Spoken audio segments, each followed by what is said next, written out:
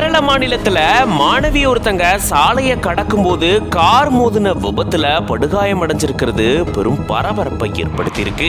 இது தொடர்பான பதபதைக்க வைக்கக்கூடிய சிசிடிவி காட்சியும் வெளியாகி வைரல் ஆகிட்டு வருது. என்ன நடந்தது விரிவா இந்த வீடியோல பார்க்கலாம்.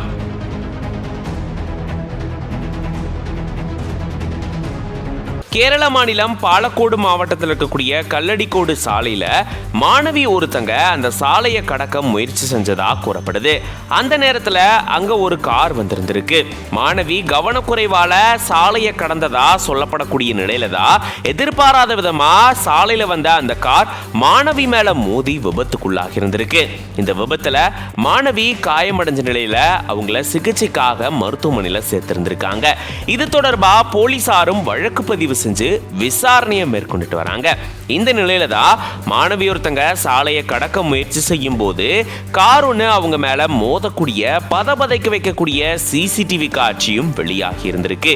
இப்போ இது சமூக வலைதளங்கள்ல பகிரப்பட்டு வருது. இப்படி பதபதைக்க வைக்கக்கூடிய காட்சிகள் பரபரப்பை ஏற்படுத்தி இருக்கு.